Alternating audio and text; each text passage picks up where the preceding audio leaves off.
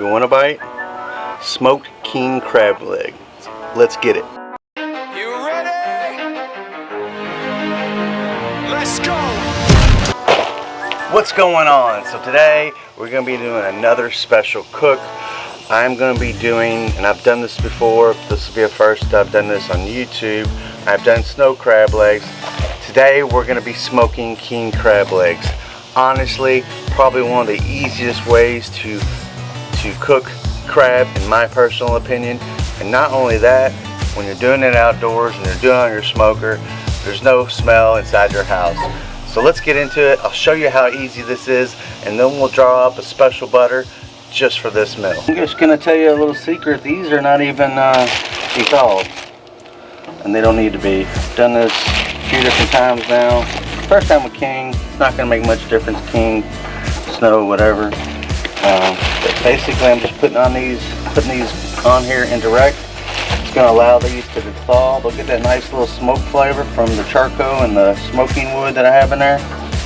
And essentially, we'll have this as a nice little meal. And like I said, it doesn't take much to get these, so just putting these around here like this. Close up this Kamado, and these will be done in no time flat.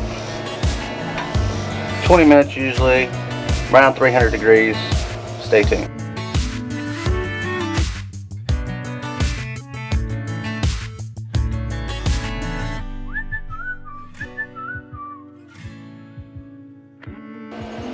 Alright, so these are basically, as you can see, getting done.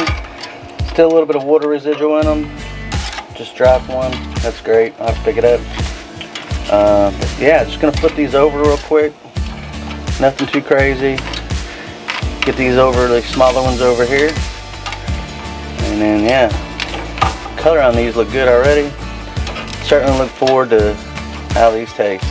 Moment of truth. A little bit of the crab.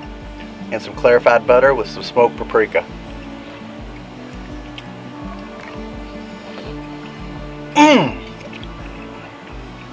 This is seriously so good, so easy.